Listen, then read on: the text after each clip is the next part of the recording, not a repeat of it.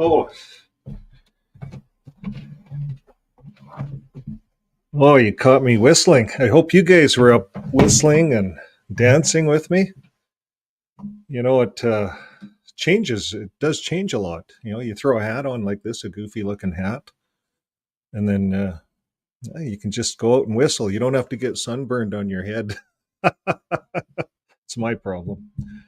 Okay. We have 8 people on. We're going to have to shut the channel down. We have to shut the channel. Okay, we have 8 people on. I'm going to come up and say hi to everyone. You know, all you need is 2 of us. If you follow the Bible says where 2 or more are present, you have the Holy Spirit. So we've got a lot of Holy Spirit going on. There's 13 now. Okay, we have the compassionate apostate. The compassionate apostate. We've all seen the compassionate apostate on the channel. We're going to talk about them in a bit. They came out with a brand new video. They being he. We now know who's behind the compassionate apostate. Okay. I should go up all the way to the top to see Rusty. Brazen conduct. So if you guys are on this channel with me, I'm not disfellowship, but I am disassociated. I disassociated myself. It's in the elders book. It's brazen conduct if you're on this channel. Because if you're on this channel, we're associating. It's in the elders book. Okay, all we can do is laugh about this stuff. We're going to see how it has been controlling people. So we have Jane with us today. She says, hi, really, that is brazen conduct. It's a sin. Also, if the sin and tell elders is there time limit on it, is one sin worse than another? Hopefully, well, we'll look. We're going to look at their book and see how they look at it. That's really what we're doing today, is looking at their book. We'll throw in a few comments of our own, but we're trying to get the book out in the market, let people know what's in the book. Tadashi, Yoshi. What do you go by? Yoshi? Tad? YKCL. How about we say Tad? Hi, Tad. From Japan. It's always a privilege to have you on, Tad, because you're far away and we read a lot about Japan. Japan's doing a lot to really stop child abuse. The whole world's looking at Japan. Japan's a forward-thinking country. They say, I did a video probably a year ago on Japan. It's probably 3 or 4 years ahead of the rest of the world in a lot of things. Okay, the compassionate apostate. We're going to look at your site in a second. Tier 5. Hi. JM. Hello, JM.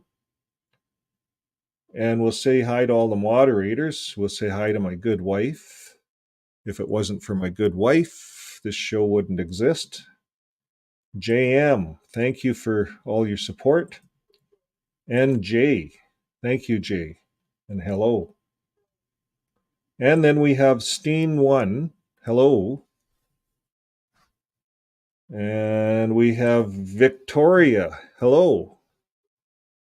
And we have Canadian Angelica.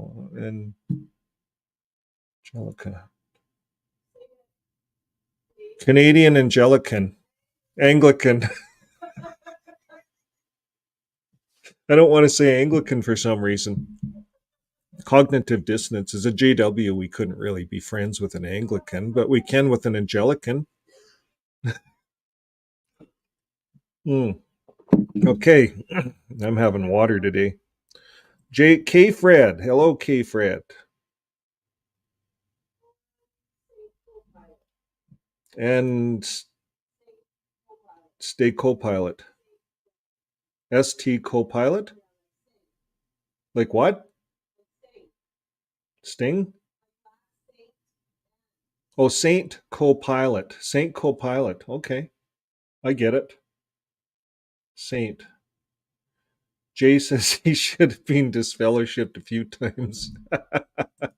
You know what? If no one knows, what is it? This isn't. This is fixing my faith. It's all based on, nothing's based on real. You know, we're just throwing out suppositions, reading a few elders' books. It's just stuff that's all out there. It's fun. Okay, let's get into it. First of all, I would like to add to the stage the Compassionate Apostate. This is a brand new site. This is an ExJW that we've all seen in the community at one time or another. On the chat today is the Compassionate Apostate. Unfortunately, I can't play the music. There's copyrights on it, but this is a professional video. The Compassionate Apostate is above hate and rationality above faith. And he says, my personal journey on healing religious trauma through music, the Compassionate Apostate. So he says, my personal way to deal and deconstruct, rebuild, and heal the damage caused by religious trauma. I'm an ExJW myself, but being music, such a universal language, I want this idea to reach any cult survivor leaving or even just questioning any high control religious group worldwide. We're all brothers and sisters in this, and sharing our pain is how we survive and heal. Well said, Compassionate Apostate. Well said. So you have 6 videos it shows, and they're shorts. So one real video. So this was the premiere. It was just released, I think, today, 6 hours ago. This was released. And I'm going to open it up here, but I'm going to mute it. There we go. And I'm just going to open it on the big screen here. So this is it. This is on Vivo, this music. This is a music video. And so you'll have to watch it there. You'll have to subscribe, watch it on Compassionate Apostate site. And this is a great video expressing how he's feeling and how he felt. He has the Bible in there. He's getting ready to go to a meeting. You know, those bullshit meetings that we all went to. And, you know, thinking about things as you get ready in front of a mirror and, you know, what kind of, you know, what do you have to do at that meeting? You know, everyone had a different job. The org was putting us all to work. We didn't really know what we were doing. We're just working for the org, giving talks, going out in service, reciting scriptures. So I'm going to pause it there. You guys are going to want to watch this whole video. It's a really good video. Really good video. Well done, Compassionate Apostate. Well done. So we hope that there's more of us that are waking up. We come out and we have all these inner talents. You remember the story about, Jesus told the story about the talents? And he said the one that buried his talents is the one that's not in good shape, right? So if you have talents like the Compassionate Apostate, bring them out. We'll advertise them on our channel. If we can, we'll promote them.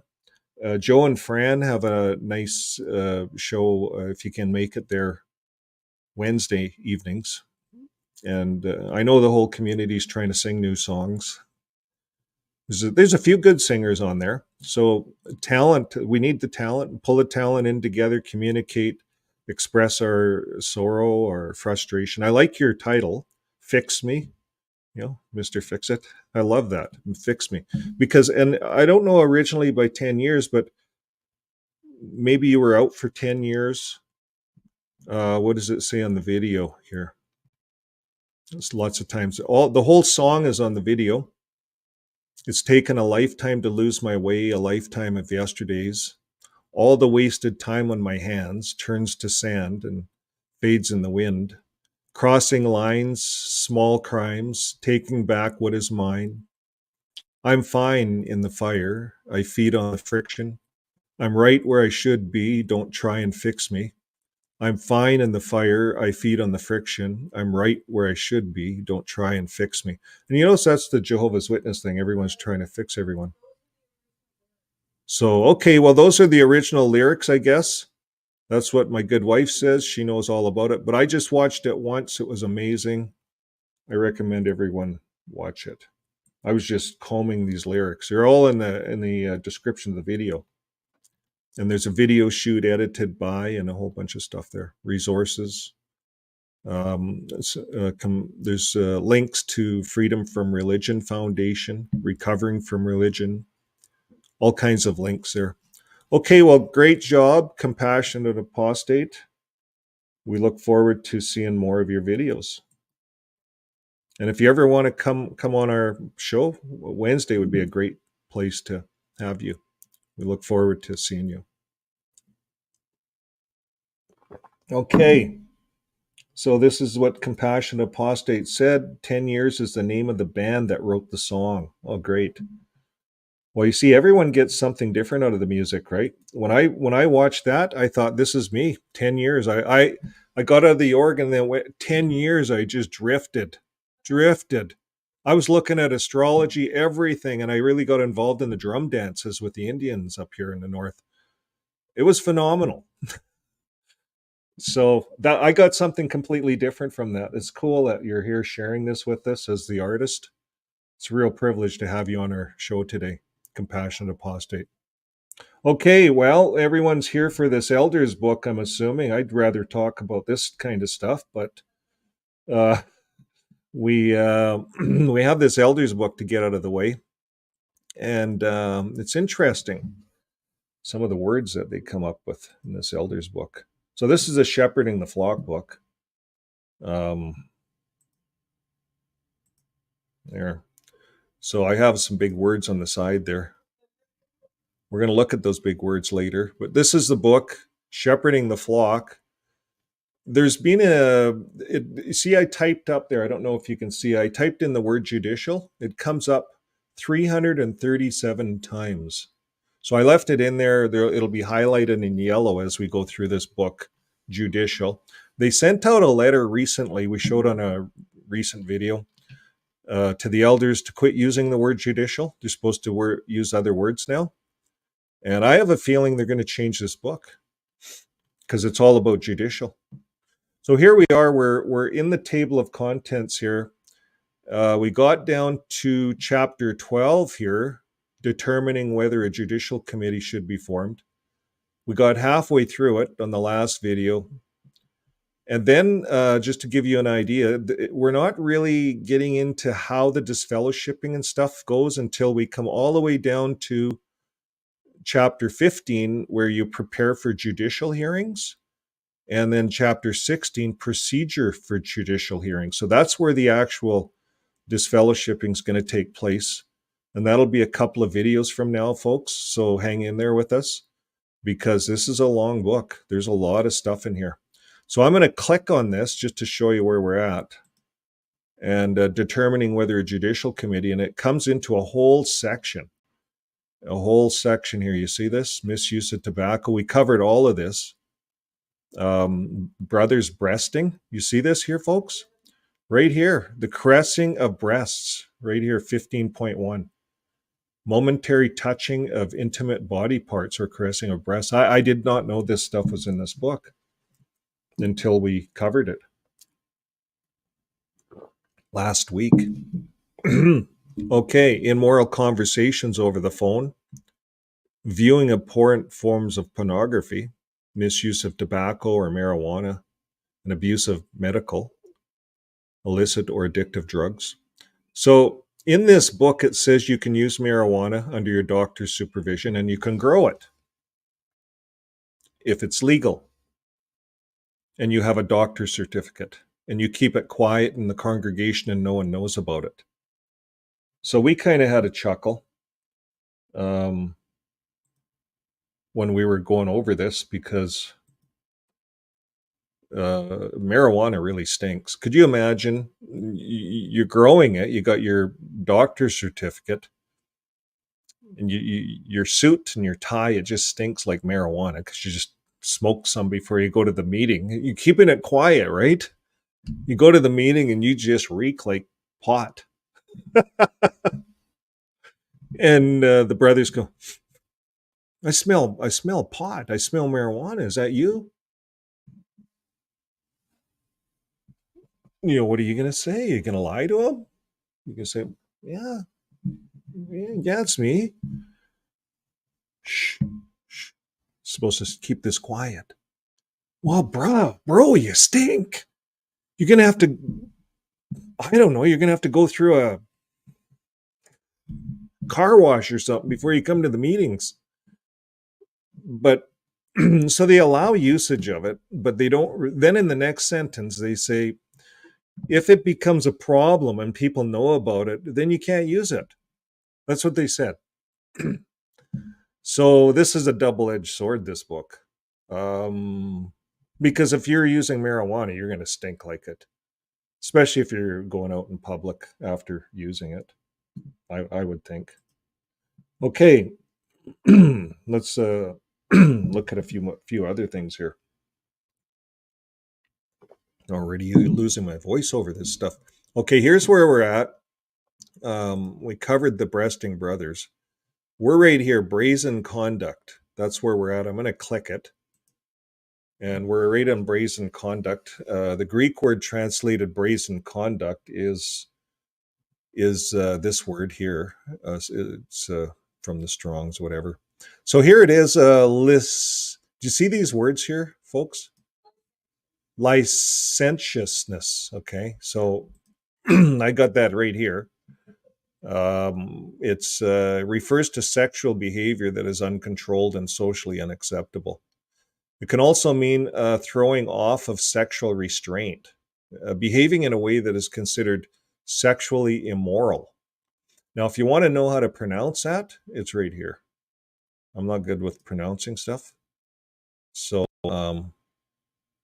it's right here.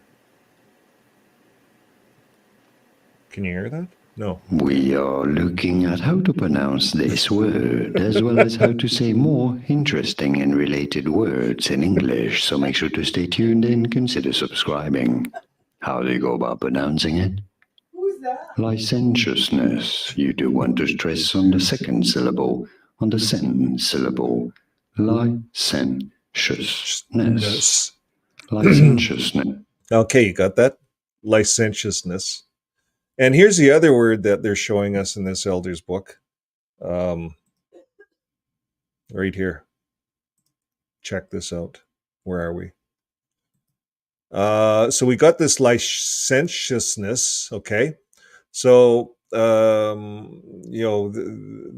what they're talking about. So we define that. It's filthiness. So then they got this other word here, lasciviousness. Lasciviousness. That's what my wife said. Lasciviousness. Okay, well, what does that mean? It's a term that refers to behavior or material that is considered indecent or obscene.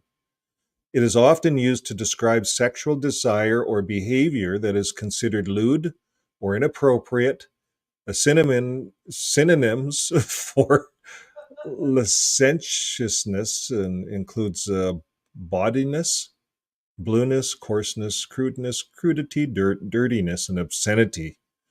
Okay, how do you say this word? This is how you say it. Lasciviousness. Lasciviousness. Did you get that? Lasciviousness. Okay, well, that's enough playing around with words, but we haven't even started talking. If I was an elder, I'd have to look these words up. Now, we haven't even covered wantonness. Wantonness. We haven't even covered that, but I have it over on the side here. Wanton means sexually unrestrained or having many casual sexual relationships, typically used of a woman. Used of a woman? Used of a woman. What? Her cheeks burned as she recalled how forward she had been, how wanton. Oh, this is a woman being wanton. Really? Wow. Deliberate and unprovoked, sheer wanton. My wife is guilty. You tossed your hair when you said that. Okay, now we got the bit of it. We're in the elders meeting. Let's pretend you and I are in an elders meeting here, and we're reading this stuff. We're going to pull out the Webster's Dictionary and really get the gist of this brazen conduct. Okay, We got some brothers in our congregation that we got to deal with. I'm going to close this, get this up big for you. We're going to go. Can you guys see that, or you want the big screen? I can throw that up bigger like that. Now you can see it. Hey, Bert, comment of the day is I wanted me some wheat cookies. You want to know, where is that? Ever. Oh, there it is. I wanted me some weed cookies, an obscene amount of pot cookies. Well, you're okay. It's in the elders book. You can't be wanton. You know, that's kind of, well, you could be wanton of weed because it's okay. You can grow it, long as you don't smell like it and someone else knows. That's my advice from last week's reading. It's not my own stuff. Okay. Let's carry on with this book, Brazen Conduct. Rather than relating to bad conduct of somewhat petty or minor nature, brazen conduct describes acts that reflect an attitude that betrays disrespect, disregard, or even contempt for divine standards, laws, and authority. And therefore, two elements are involved in brazen conduct. One, the conduct itself is a serious violation of Jehovah's laws. And two, the attitude of the wrongdoer towards God's laws is disrespectful and insolent. And, they quoted some scriptures here. Oh, wait a minute. That's not scriptures. That's Watchtower. Watchtower 06, July 15th, page 30. Where's the scriptures? There's no scriptures here again. Really? Okay. Here it is. Unnecessary association with disfellowship or disassociated individuals. We're going to get into a list of this brazen attitude. Now, there is some scriptures at the beginning, 2 Corinthians, Galatians. We're going to look at one or two scriptures. I plugged into the Bible tool. If I was a minister, if you and I were a minister of a church, not the Jehovah's, not an organization. Let's say we just ran the corner church, like the corner store, corner church. And I don't know, we had 50, 100 people coming. I don't know, we had a little congregation going on. And I wanted to know, we got some problems in the congregation. Yeah, we got some brothers breasting and stuff like that going on. How are we going to deal with it? This breasting stuff. Okay. Well, I plugged this in. I'm the minister. You're the minister. We're together. You're one of the, pretend that you're on the committee, the elders committee. So we plug this in, how to deal with a wrongdoing in a congregation. So all these scriptures come up, all these tons of scriptures. Well, I'm lazy. I'm not going to read them all. So I want to get down to the gist of it. Okay, if your brother sins against you, go and tell him. Okay, has anybody here went and told this guy he's breasting or whatever he's doing? Has anybody here? Okay, anybody putting their hand? Who wants to tell this brother? Okay, anyways, this is between the person, between you and him alone. Now, it's the sister that, if she's married, okay, let's say we're in this committee and we're talking about this. So it says actually the person's supposed to go do this, not us. The sister has to go and tell him, you're breasting me. Is the sister going to do that? Well, if the sister's married, maybe her and her husband can walk up and say, you really like my wife's breasts, right? Like you keep touching them all the time. Like, I don't know, how do you deal with this stuff, right? It's ludicrous. I don't think this stuff really happens, but we've seen in our comments last week, it does happen. They have to curb this, otherwise Yeah. It gets escalated to wife swapping at Bethel. Yeah, it jumps up to wife swapping if they don't curtail this, right? And apparently that happens at Bethel. That's what we heard. Anyways, I don't want to start rumors, but this could be why it's in there. So we're running a little church. You see, the Bible says you should bear your own fault between whoever you have an issue with, right? And then if you have an issue with someone, you go and talk to them. But if they don't listen, it says you can go to the church. It says that right here. If he refuses to listen to them, tell it to the church. So you're supposed to bring someone else with you, maybe. Should, a husband and wife, let's say a brother's breasting. You and your wife goes and talks to the guy. He's a young guy. He's just been looking at pornography too much, and he wanted to touch and see what the real thing feels like. It's just really young JW. I don't know what goes on. But anyways, and if he refuses to listen even to the church, so then you have to turn him into the church. So you go to the church. Now you've involved all the elders. That's you and me, right? We're sitting here talking about this. It got turned into us. Now what do? He's breasting. Let him be to you as a Gentile tax collector? Are we going to do that? Okay, let's go a little further. Let's see what's the rules are. Is there any rules here?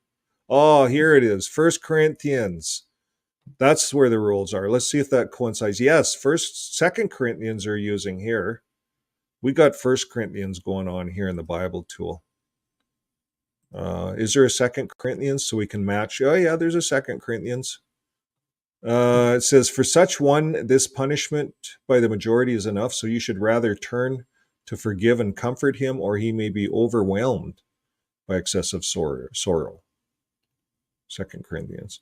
Okay, well, the rules are up here. In 1 Corinthians, the disfellowshipping rules, right here. Paul said, he was writing to the Corinthians, he says, but I'm now writing to you not to associate with anyone who bears the name of a brother if he's guilty of breasting. No, it doesn't say that. Sorry. You're allowed to breast. It's not in the rule book. It's not in here. You see, the Watchtower has all those pages. We covered a lot of it. We're going to cover a lot this week. This is based on this scripture, folks. This one scripture. The rules are in the Bible. It says guilty of sexual immorality. Could breasting lead to it? Yeah, it's just a kid thing. I don't know. Most of that stuff, you're not going to have a problem if you... I don't see that being a problem. I see that being a JW thing, maybe. They like rules, but it's guilty of sexual immorality or greed. Now, they did talk about greed, brothers greedy of breasting, too. And it was part of the rule. When you're in an elders meeting, you talk about, was he greedy? Was he greedy for the breasting? They talked like that we covered that last week. It was just blew me away. Now, is the brother an idolater? Well, anybody that's in JW.org is an idolater because they follow, you said it, the Watchtower. The Watchtowers are idol because they compare everything to the Watchtower, everything all the way through the religion. Well, what does the Watchtower say? Well, what does the Watchtower say? Well, I know you read the scriptures that way, but what does the Watchtower say? You see, the Watchtower has the final authority even over the Bible in this religion. So really, if you're worshiping the Watchtower, you said it, you're an idolater. What about a reviler or a drunkard? Well, a reviler, I don't know, what is that? You could look it up. Maybe the elder's up giving a talk and someone reviles and jumps up and says, I disagree, I revile you. Is that a reviler? I don't know. Just bad behavior, maybe in public. Maybe they have maybe they're known to be, that's it. Back in the Western days, right? Remember those old churches in the Western days? There's a church there and the preacher gets up, and there was probably a lot of guys that hung out at the saloon, right? They'd shoot people. They were revilers. They were drunkards. And they were swindlers. They knew how to swindle with cards and get money out of people. That's what a lot of this looks like to me. It says, don't eat with those guys. Like, this is some common sense stuff, folks, here. I don't see any divisions happening in the congregation over some little brother breasting because he wants to feel the real thing. Like, it's not in here. It's not in here. None of it. Immorality, this, if you have people going down, hanging out at the saloon, what do they see? They see all the girls of the ladies of the evenings. That's like today, hanging out at the strip clubs, going down to the stripper clubs. All the brothers, where are the brothers today? Oh, they're all down at the strip club. That's where they hang out. They go down there for a beer, whatever. What's going to happen? Well, they're eventually going to be, it's like the old saloon. They're going to be playing cards, swindling, cheating. I don't know. It says, if you eat with them, don't eat with them. That's all it's saying. That's easy for me. This is not dividing up families, folks. This is not, we got this family and so just quits going to the meetings. This is not dividing families up. Nothing in Corinthians talks about it. So what does Paul says? He says, what do I have to do with judging outsiders? It's not, whoever wants to do it, when they leave the Kingdom Hall, let them do what they want. We don't judge them, but you see, JW.org does judge us. We get a lot of airtime, apostates with JW.org. We feel actually quite special.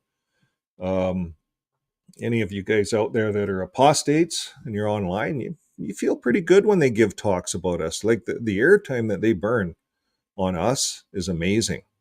They like us. Or do they? Okay, they don't like us. But what do they have to judge outsiders? They shouldn't even be talking about the apostates. Because Paul said, what do I have to do with it? It's not my business. He says, is it not those inside the church whom you are to judge? He says, God judges those outside. He says, purge the evil person from amongst you. So there is a purging, folks, and it is in the Bible. So lots of religions have agree with this. Amish, if you don't live up to theirs, I don't know, Hutterites, that's another group that's together. They disfellowship, but there's kind of a shunning thing going on. Lots of excommunication in the Catholic Church. So this is a Bible thing. Well, here it is in the Bible. That's how small it is. Now we're going to get into JW.org and see how far they can take this. So that's what we're doing. We're going to see how far they can take this. Now, the very next part of brazen conduct here in the Elders book, it says, though this is not an exhaustive list, so they can make up more. That's what this is telling me. This is not the full list. But we've been on this for 2 days now. This is the second Monday that we're trying to get through this list. Now, brazen conduct may be involved in the following if the wrongdoer has an insolent, contemptuous attitude made evidenced by a practice of these things. So this is an important part of the program here today, because we want to know why and how they're disfellowshipping and what they're telling the elders and what they're telling the news media about disfellowship and what they're telling the court system about disfellowshipping. So here it is, folks, in their elders book, page 87, unnecessary association with disfellowshipped or disassociated individuals. So that means human rights says that you can choose what religion you want. Well, not with this religion. You can't. If you leave, that's what disassociation means. You leave, you disassociate, you quit going. Eventually, the elders are going to want to know, are you disassociated or are you still a publisher? They tracked me down for 8 years. Finally, they met with me. I agreed. They tricked me, actually. They wanted to meet for coffee. The one elder, he said, let's meet for coffee. Tim Hortons. So I met there, and he had another elder there, and they had ties and shirts and stuff on. So I knew it was a little judicial meeting, where they bring 2 elders. And they said, are you coming back? That was one of the first questions. Are you ever going to come back, Vern? I said, no. Really quick, no. And then now that I think about it, the one brother goes like this, right? So it's all they need. At the mouth of 2 witnesses, you've disassociated yourself. You're never going to come back. So here it is, willful, continued, unnecessary association with a disfellowshipped or a disassociated non-relative. Okay, you notice they put that in italics, non-relative. I'm a non-relative, so I'm a disassociated person. And despite repeated counsel would warrant judicial action. So if you're having association on any of these channels, but my channel, I'm disassociated. I'm not disfellowship, but I'm disassociated. Same thing. It's the same penalty.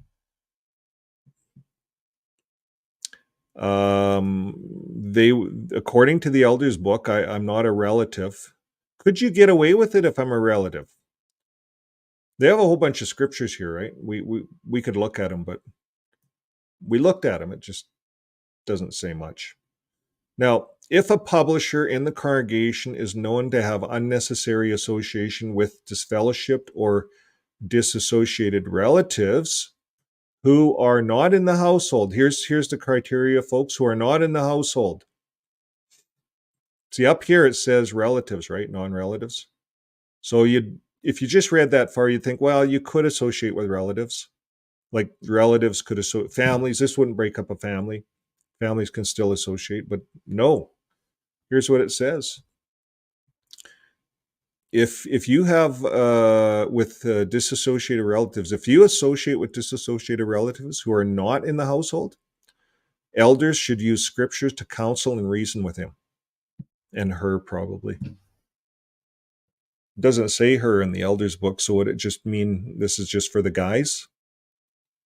That's what I often wonder. Or is it like the Bible? Him means her? Okay, well, anyways, that's semantics. It says review with him, and I'm thinking her also, but review with them. Why didn't they use them? I don't know. Review the information. Why didn't they say get rid of the him and the her? Rephrase this and say review the information with the person. There you go. Review the information from the Remain in God's Love book. Now, I was going to pull that up, and I didn't. Remain in God's Love book. So you'd review that, and I'll tell you what it's about without even looking it up. It's about obeying the watchtower. It's all about obeying the watchtower, nothing more, nothing less. And they'll make a whole book out of it to show you how you're loving God by obeying the watchtower in these matters. That's what that book's about. Okay, then it goes on to say, if it is clear that a Christian is violating the spirit of disfellowshipping decree, they call it a decree, like that's what the Amish would call it or something, but they're using that here. You know why they use that word? I've never heard it before, but the disfellowshipping decree, because that's a legal term they use in the court of law. So they put it right in their elders book. In this regard, and does not respond to counsel. So if a Christian is violating the spirit of disfellowshipping and you don't respond to counsel, they've met with you, you're a relative, remember? You're the brother. Let's say you live in the same household and you don't think your brother should have been disfellowshipped. Maybe you and him did the same sin. You didn't get disfellowshipped. He did. I don't know. That happens, right? So it says he would not qualify for congregation privileges. So you would not qualify for congregation privileges for talking to your brother, which requires one to be exemplary. So because you're talking to your family member, you're not exemplary. So you're not even a good Christian. You're really at the bottom of the bucket. It's really humiliation, folks. That's what this is. They're going to humiliate the hell out of you. And it says you have to be exemplary. You can't talk to your disfellowship brother.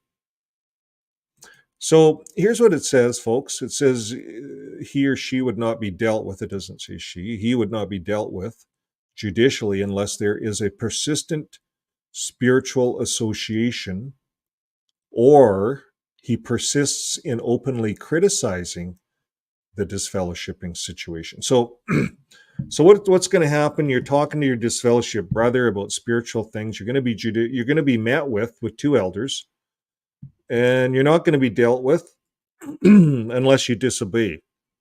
So if you keep meeting with your disfellowship brother, and if you ever mention to anybody that you disagree with the decision of the elders, well, then they got you. Then you're going to be dealt with judicially, because they're going to call it persistent spiritual association or persistent openly criticizing the disfellowshipping decision. And you're like an apostate. So they're going to deal with you. Now, unfortunately, this doesn't get into how they deal with you. That's going to be about a couple of videos from now, as we pointed out at the beginning. how they do the actual disfellowshipping. But this sets you up for it.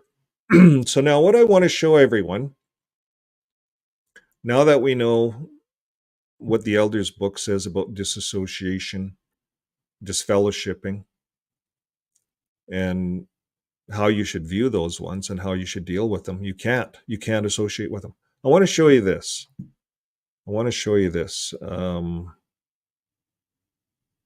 Right over here. This is David Nam from the Canadian Supreme Court. And I'm only going to play, I'm going to put him on full screen. I'm only going to play a little bit of it here. And here's what he said to the Supreme Court of Canada. And as a result of this, the Supreme Court of Canada threw out the case and sided. They sided with JW.org. This is all over JW.org, that JW.org beat the Canadian Supreme Court in disfellowshipping. And here's how they did it. To disfellowship him. That word is used by Jehovah's Witnesses. Jehovah's Witnesses don't use the word shun or shunning.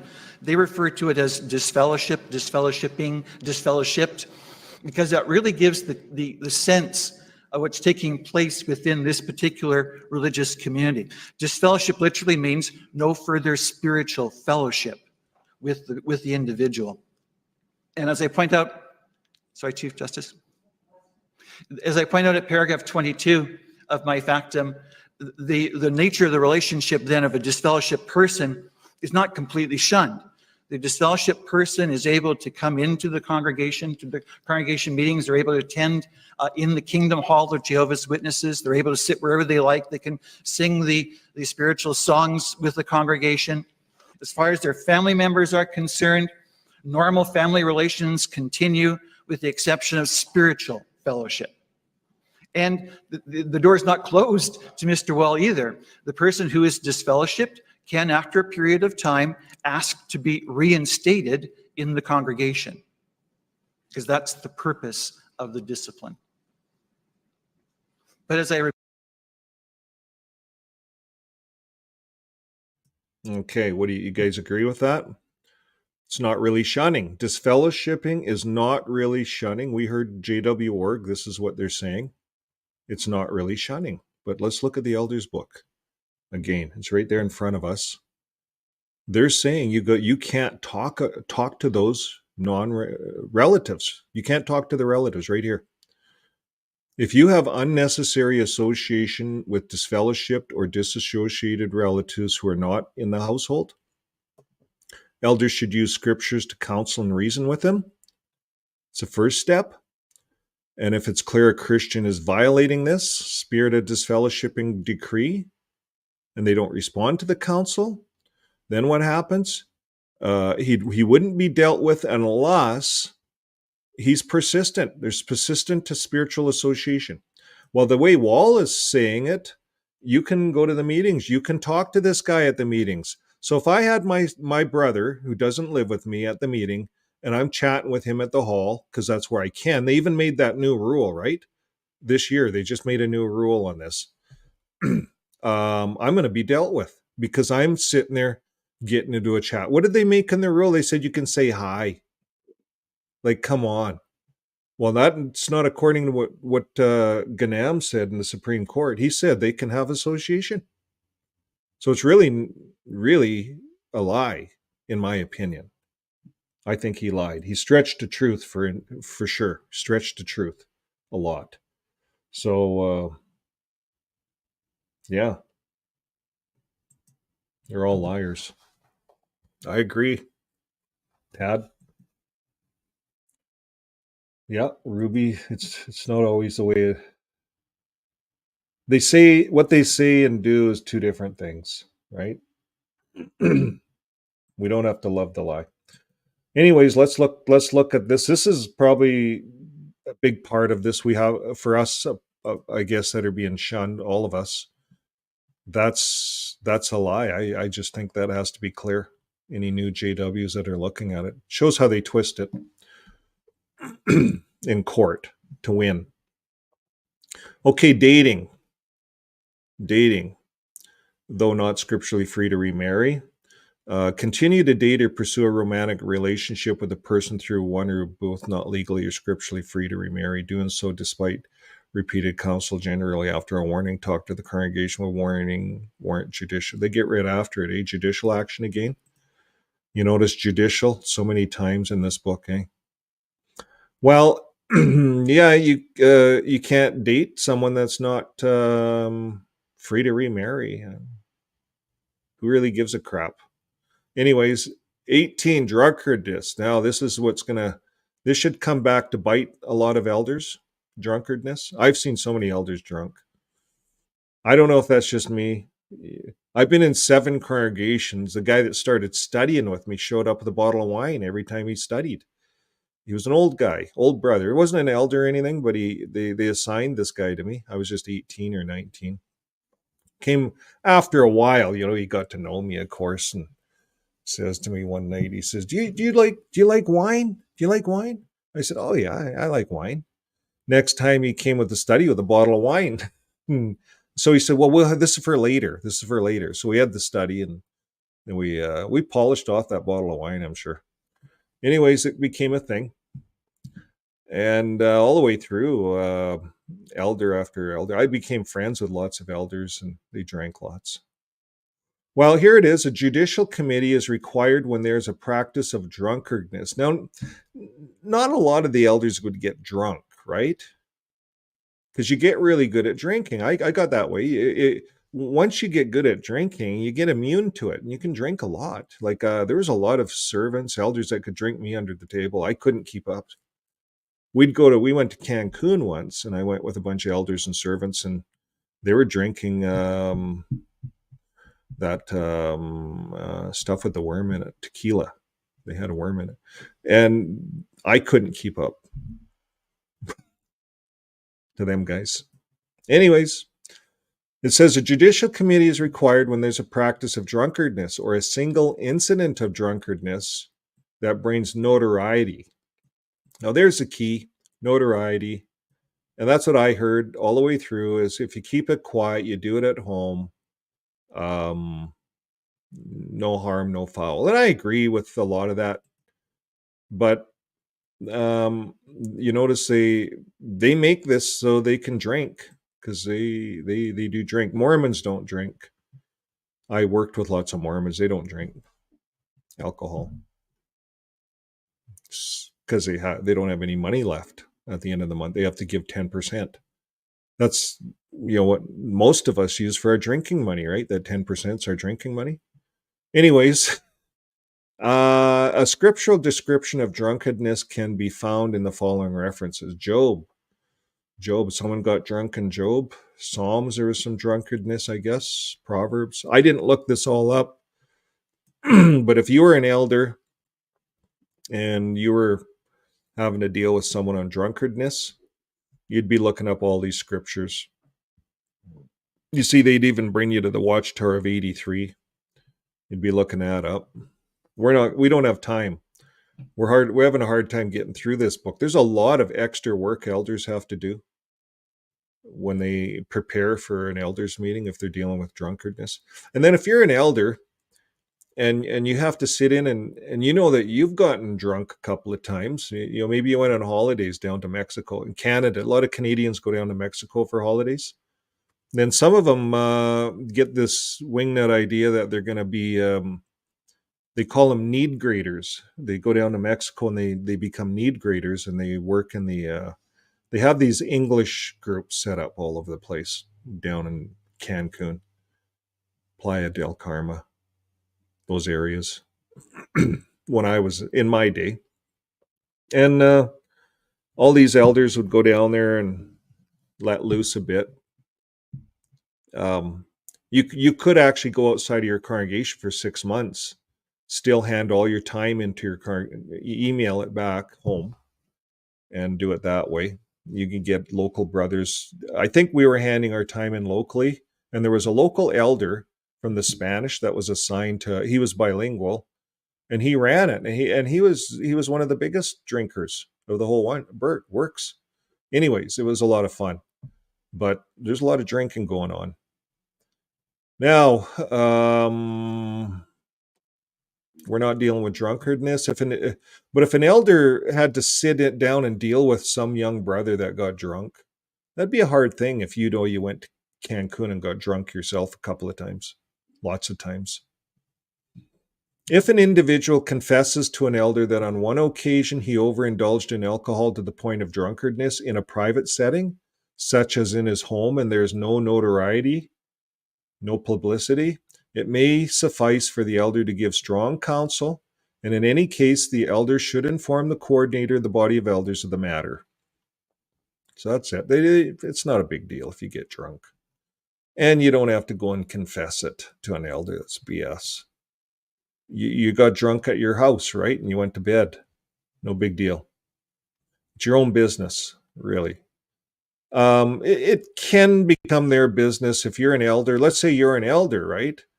And you're on the 5 o'clock news and you're drunk on a hockey game or something here, and you're on the news, you're just drunk and you're downtown, I don't know, waving the Oilers flag, drunk. Notoriety. You're an elder, you might get deleted. They'll delete you as an elder. Okay, number 20, right? Because they want to keep Jehovah's name good. Okay, gluttony. A glutton routinely shows a lack of restraint, even gorging himself. It's always guys, eh? These guys are all gluttons. You sisters, you're not. It's always those bloody brothers. The brothers go to the smorgasbords, and they go back and forth like 4 or 5 times. They're gluttons at the smorgasbord. You know what a smorgasbord is? It's a buffet. So the buffets are dangerous. Dangerous for me. All that good food you don't get. You don't eat for 3 days. We're going to the buffet. I'm going to fill up.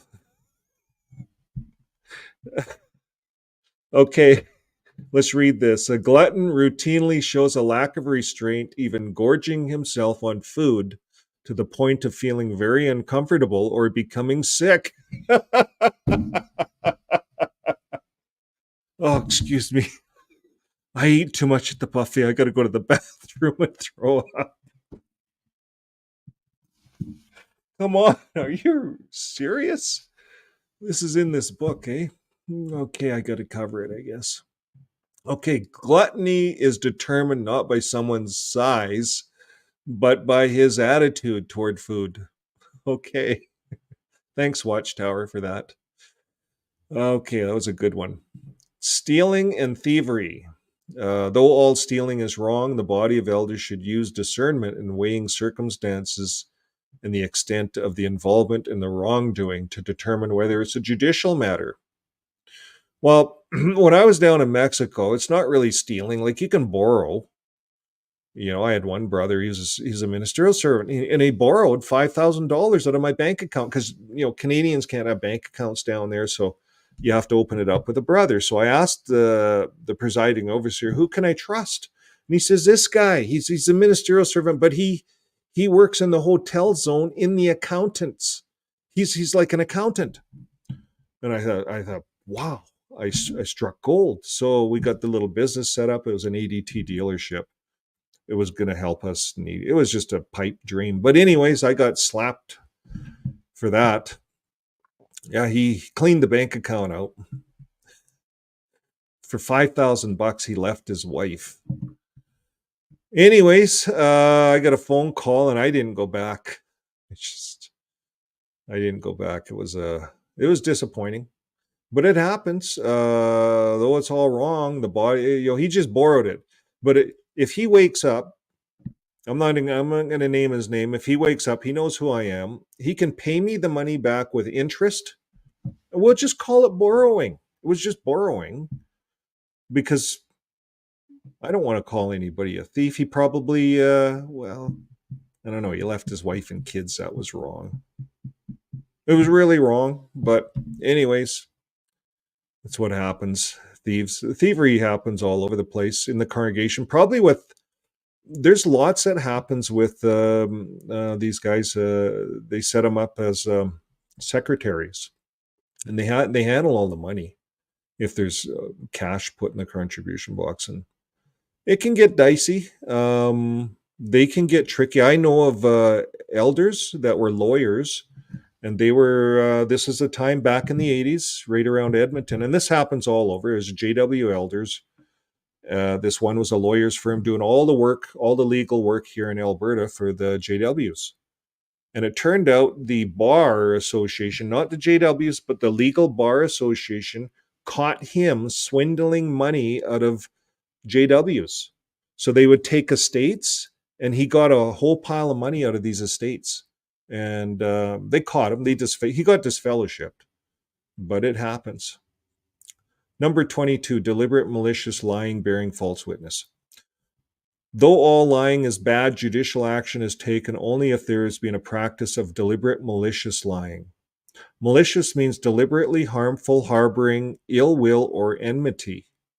And lying that requires judicial action involves more than just exaggerations or petty or misleading statements of relatively minor consequence, or lying because of momentary pressure or fear of man. Wow. I guess lying isn't that simple. So if you're the Jehovah's Witness elder, lawyer, highly prestiged Brumley, what's his first name? Brumley? Philip Brumley. We all know Philip Brumley. We know of him. You don't have to go too far to learn of him. He lied in the Montana court. He was charged $154,000. He was sanctioned. I think on our next news, we're going to run some more Montana stuff. Some more stuff has come out from this. So, and the other sanction has been granted in Montana for them lying and deceiving the courts. 22,000, another 22,000. So the Montana court has really showed the JWs as deliberate, malicious lying, bearing a false witness. Everything they say in the Elders book. Though the Elders book says, though all lying is bad, okay, it's not all bad. Though all lying is bad, it's only judicial action is taken only if there has been a practice of deliberate, malicious lying. So malicious means deliberately harmful, harboring ill will or enmity. So I guess these lawyers, they're not harboring ill will or enmity toward the Watchtower. So it must be okay. How are they getting around this malicious? The courts are calling them deceitful and dishonest, every bad word in the legal book. But lying that requires judicial action involves more than just exaggeration. You see, they have to disfellowship all those guys on their legal team in Montana. According to this, if you're an elder, you should be able to take those guys. If they're in your congregation, you need to deal with them judicially, elders out there. So if Brumley's in your congregation, you elders have a responsibility to deal with him, according to this. And I think it needs to be publicized so everyone knows. That's my advice for today. Okay. 23. Generally, elders should not consider administering discipline if a Christian charges another Christian with making false statements in a court dispute. For example, this may involve divorce, child custody, and support, and so forth. So this is about divorce. The Christian making the charge can express his concerns to the court that has responsibility to determine what is truthful when rendering a judgment. So Watchtower here is saying that the court doesn't count. That's their get out of jail free card. So they're the Christian. Brumley's the Christian. He can say what he wants and his concerns in the court. And it says that has to be determined in the court. It's nothing to do with us. There's your get out of jail free card.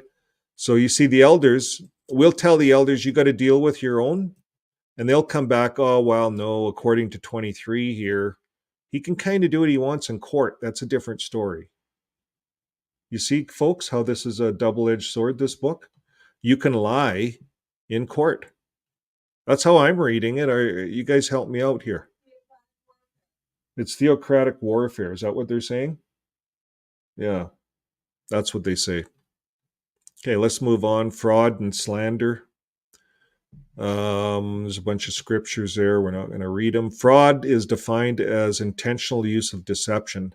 Well, this is what they did in the Montana court. We could catch them on fraud and slander. Intentional use of deception or trickery or perversion of truth for the purpose of inducing another to part with something valuable. Watchtower, we could use this on Watchtower themselves. They're using deception, trickery, and perversion of the truth to get those two ladies in Montana not to pay them out. They were abused because of their nasty elders book allowing it. And they want to get out of it. They want to get out of paying. So that's what they're using. Fraud and slander. Slander is defined as a false report meant to harm the good name. Watchtower does it all the time in court. But you see, they have a get out of jail free card in court. You got to go back to paragraph 23. You see, that's how they'll put you on a little loop, little cognitive circle. Oh, well, see, point 23, they get out of jail in court. You can't use that. Fraud and slanders, if they did that, like, I don't know, just in general to people, not in court. Court's okay. That's kind of how I read this elders book. Now, such talk is generally malicious. Slander is not identical. Isn't that what they're doing to us as ones that have walked away? They slander us. They get up on the platform and they call us apostates of the Bible. We're not apostates of the Bible. A lot of us have furthered our knowledge in the Bible. We know more about it. I know more about the Bible than I ever did by getting out of the religion. It only took me 2 years. I was in that religion for 30 years. And I only know a few scriptures. Now, the congregation would not consider forming a judicial committee unless the offended Christian has taken steps 1 and 2. And that's where you got to take a brother and go and talk to. Can't use a sister, it says a brother. I think you can use a sister, but it seems like they want brothers. It's all in the he form. Okay, well, let's move on. Watchtower commits fraud and slander every time they disfellowship someone. Now, if asked, elders could participate in step 2, but they do not represent the body of elders. If the matter proceeds to step 3, any elders who were witnesses in step 2 could serve only as witnesses in step 3. They would not be used to serve on the judicial committee. So if you're a witness, you cannot be on the judicial committee. That's fair. 26. It is not the place of the elders to become arbitrators of financial agreements. They are not debt collectors, nor should they be involved in formulating contracts and agreements, not even signing as a witness to such. So this is BS. What do they do with that blood card, that damn blood card that they get everyone to sign? They're signing. That's an agreement and a contract. It's right against in their elders book, point 26.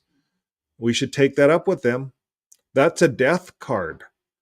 They're signing a death card. They shouldn't be signing it. You see, folks, you should go to a lawyer and your doctor to get those cards signed, not the elders. It's in their elders book right here. Okay, well, that's us critical thinkers. We find all this stuff. Number 27, the body of elders may first need to investigate before appointing a judicial. Well, of course you need to investigate. They probably have a lot of brothers that just want to get into the disfellowshipping. Let's disfellowship them. Disfellowship them. Let's get going. And they had to put this in here. You got to investigate this, guys. 28. One who reports an accusation to the police, one who does this, the court, the elders, or others who have authority to look into matters and render a judgment, would not be viewed by the congregation as guilty of committing slander. This is true even if the accusation is not proved. Okay, so I think they had to put that in there because now they're going to be reporting CSA to the police. So they don't want to be held guilty if it's not true. They just kind of want to wash their hands of it. Makes sense. Okay, number 29, reviling. But why would you get reproved here when this is about reproving? It's just put that, they just threw that in there. That's like they threw it in there. It's nothing to do with being reproved. Judgment. I guess, okay, if you were in the congregation, you were accused of pedophilia and it went to the police. Police did their investigation and said, no, it's not pedophilia. It was just a false alarm or whatever. Kid was acting out and said that. Mad at her dad, maybe. You'll see, these things can happen. So then the elder or the brother that was accused of a pedophile, he can't go to the elders and say, well, I'm going to charge you for slander. You went to the police with this. You see, the elders have to go to the police with it now. So I think they had to put this paragraph in. 29, reviling. Reviling involves subjecting a person to insulting speech, heaping abuse upon him. The body of elders should weigh the circumstances and extent of wrongdoing so as to determine whether a judicial committee should be formed. Elders should not be quick to take judicial action. A judicial committee would be formed only if the reviling is extreme, disrupts the peace in the congregation, persists despite repeated counsel. Reviling. We were talking about reviling, remember? It's right here. That one scripture we were talking about, reviling, involves a person insulting speech. Heaping abuse upon him. The body of elders would weigh it. That'd be a tough one, eh? Reviling. Like, I don't know, people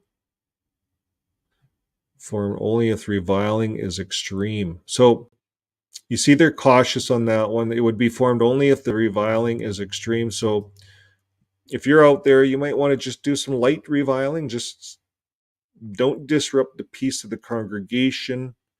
If you got a loud horn and you want to be a part of the congregation, but you want to get your message out, do it outside on the lawn. That wouldn't work either? Okay. I was looking for a loophole for you. Disrupts the peace. If you're going to disrupt the peace of the congregation, you're a reviler. So if we're standing up outside the assemblies and we're holding our signs and it says ExJW friends and we're smiling, would we be revilers? You see, they would call us as revilers. We're reviling. We're heaping abuse on them by saying we're ExJW friends, life outside the watchtower. That's all we're saying. Live your life with love. They couldn't really call us a reviler, could they? They couldn't. But they you see, what they're going to get you for is right here, disrupting the peace. They're going to say, well, you're disrupting the peace. And then you're going to say, well, how can live your life with love disrupt the peace? Aren't you promoting love? You see? Then they say, well, ExJW friends. Well, you're encouraging people to be ExJW. Well, no, there's a lot of ExJWs. There's like 1.8 million. There's a lot of people, they're falling out like flies. The kingdom halls are being sold off. Like, you know that. I know that. We're just inviting people. You see, we're not reviling. There's no reviling. It doesn't fit. Okay, we're good. Whew. I thought we were revilers. Obscene speech. Obviously, certain words are more offensive than others. However, obscene speech involves, I guess it involves sex. They love sex, eh? Filthy expressions. Obscene speech is sexual stuff in your speech. Is the speech sexually explicit? Does it persist despite repeating counsel? This would include obscenities used both written and in oral communication, such as internet chat rooms, phone sex, or email. Okay, so what would be the examples, Watchtower? Can you give us some examples? Is the speech sexually explicit? Is this for anybody? Like, can a husband and wife talk on the internet? Like, can they send each other a message, email, or text, a private message? And can they include obscenities in written or oral communication? Can a husband and wife do that? That would be my question, you see. Of course, a husband and wife isn't going to do it around people. It's private, right? It's private. But I guess you could be called out on obscene speech. If you're a husband and wife, and if your wife says, if the husband says something, I don't know. I mean, maybe you're walking in a mall and there's a bunch of JWs, right? And then one of the guys is an elder, and he's read this book. Maybe he's a new elder and he wants to be self-righteous. And he read this book, and you're walking along and you say, "Boy, you got a nice butt," to your wife or something, or she does that to you. You got a nice butt. And he's looking. That's obscene. That's obscene. Elders meeting. See how easy this can happen, folks? We're helping you out here. It's in the elders book. They can get you for stuff. You see, we were talking about this tonight, and my good wife and I, if you come onto our Discord channel, the rules are right out front. It's right there. Obscene talking and all that kind of stuff. There's some generic rules, kind of, that they use on all kinds of Discord channels. So we just that one fits, and it's on there. And you can kind of tailor them to your own stuff. Ours is pretty easy going. But you have to have rules, right? And if you're going to kick someone out, you got to have warnings and all those kinds of things. It's the same kind of thing. It's like this is disfellowshipping you out of the channel. But there's rules. But the problem with the elders book is it's private. It's secret. Our rules are out front. Everyone sees them. In fact, everyone should read them if you haven't. But there are rules, but the elders book is secret. So no one knows the rules. No one knows the rules. Only the elders know it. If you pat your wife's butt in public, you could be... And if you said something, I don't know how they take sexual, explicit, filthy expressions. Probably some of the stuff that husbands and wives say to each other could be that, right? But it looks to me, this is for everyone. This is for everyone. And you could get yourself in trouble. So it's good to know the rules, right? Good to know the rules. If you're around an elder, don't say certain things. Just around the elders, you don't do it. Yeah, that's what goes on in congregations. You're good in front of the elders, and you live kind of a split personality. If you're an elder's kid, that's really tough. Okay, greed, gambling, and extortion. Elders do not generally involve themselves in what an individual does with regard to petty gambling and solely for entertainment. That's wrong. An elder told me himself that him and a CO here, and this was in the 80s, 90s, this was in the 80s and 90s, and they would go down to Vegas and do nickel slots, him and this elder, circuit overseer, on his holiday time. And they'd take $50 in nickels, and it was just their entertainment. He said we could either go to a show for $50. It was $50 in them days. It's like $150 now to go to a show. And in them days, you could buy a steak for $2, and today it's like $12 or $18. Vegas is expensive now. It used to be cheap. But they'd go down there because it was cheap. The Canucks, the Canadians, would go down there, and they'd gamble. So I don't know, maybe they put a hamper on this, but it's in the elders book. You can't do petty gambling. Okay, elders do not generally involve themselves in what an individual does regarding petty gambling for entertainment. So if you're not an elder, maybe you can get away with it. But this was an elder and a CO. I did not hear of anybody else doing it, doing what he told me. He used to work for me. He was an elder that worked for me. So we'd sit around and have coffee, and I'd never tell anybody about what he did, who it was. It was just their thing. I thought it was kind of cool. I laughed. I thought it made sense. You could go down there and do that. So I did that. I went down there and take out $20 and slot machine money and go play the slots for a while. They give you free drinks. So, or you could go to a show. Like I adopted that elders. I was a JW too, and I'd go to Vegas. I'd do it secretly. I wouldn't tell anybody. One night, they all went to the shows. All the other witnesses, we went to Vegas. They all went to shows. Those shows are bloody expensive. And then by the time you buy drinks or stuff, whatever, it's expensive.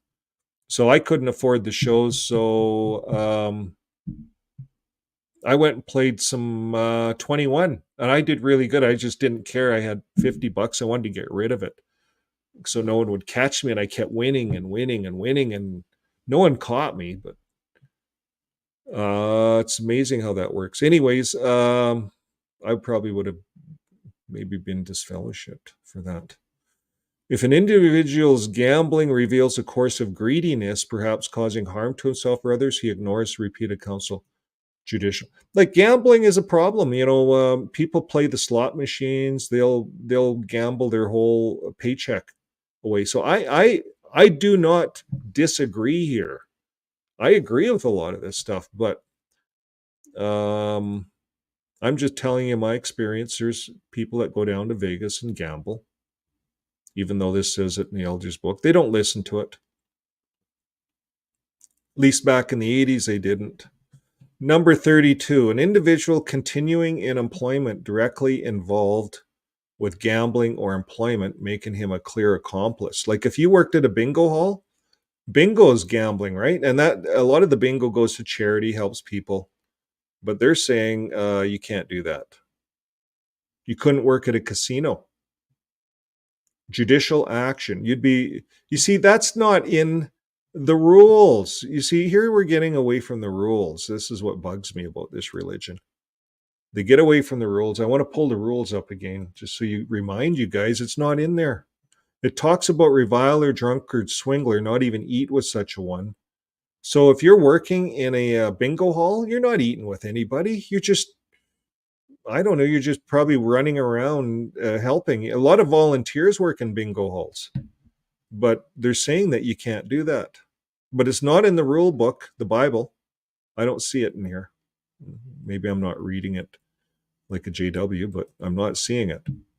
Okay, so if business gives out prizes or prize money to the winner of a contest or to the potential customer for advertising, can you take it? Yes or no? Accepting the gift is the individual's decision to make. Ooh, Watchtower gave us one. We got one. This is our decision. So if there's a Christmas prize, can you win it? Can you win the Christmas prize? A lot of this stuff happens at Christmas time. It says, however, a person needs to be careful that accepting such a prize does not stir up greed. Wow. What about the CO? They said you could put money in the CO's pockets. You could give him gifts and tips. We covered that last week, the circuit overseer. You could give him money. But now they don't even want the people to accept prizes in case they might get greedy. Wow. Isn't that something, folks, to have that in there? So if you've accepted a prize, this is the problem. Now you guys know the rules here. If there's some kind of a prize thing going on and you get a prize and it gets out there in the congregation, you could be viewed as greedy and end up in an elders meeting. A Christian, number 34, a Christian who greedily and unrepentantly extorts a high bride price may be dealt with judicially. I didn't know. You mean you could get money for marrying off your daughter? I didn't know that. Wow, I wished I would have known the elders book. I would have charged the guy that married my daughter. I would have got to buy it because he got her for free and I ended up paying for the damn wedding. How does that work? Father of the bride. I'm going back to get my bride price. It's in the elders book. Yeah, I'm going to take a break pretty soon, folks. We got a 5-minute commercial here for you. I can't believe we're not through this darn elders. Let's see how far we have. We're going to get through it tonight, and then I'll play you a 5-minute break commercial. So we have, so much more we have. Holy, are you kidding me? This is a part 3, or we're never going to get through this. We'll take a break. Wow, this is out of disfellowshipping. That scriptures we read, folks. This is how they're pitching it. This is all the stuff right up to there. There's no way we're going to get through all of this today. But I wanted to really cover the lying in court stuff, especially. It's in their elders book. You see the judicial, the word judicial, all the way through here. They get into everything. We're going to cover it, folks. We don't care. We have all year to cover this Elders book. Every Monday night, we're going to be going over this Elders book. Unbaptized publishers, those who have associated for many years. This is crazy, all the stuff that's in here. Okay, evidence establishing wrongdoing.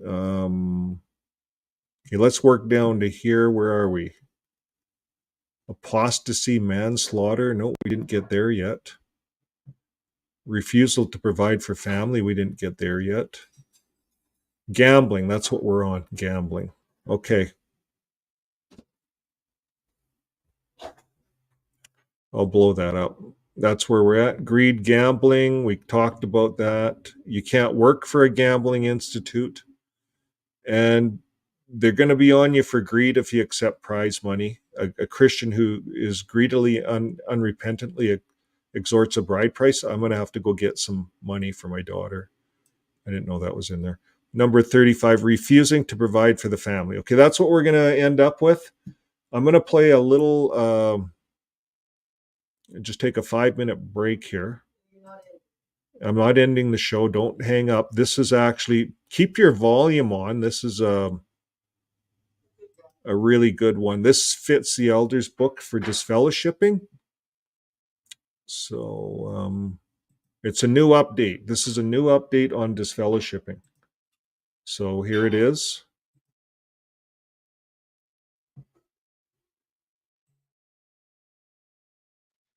Welcome, brothers and sisters. It's a pleasure to be with you. In this update, we're going to share a few brief reports. Then we'll watch a very encouraging video interview. I'm sure you'll find it faith-strengthening. First, here are the updates.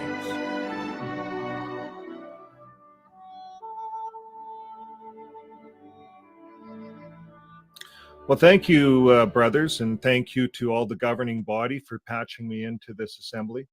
So today, brothers and sisters, we're going to demonstrate the very first disfellowshipping bucket.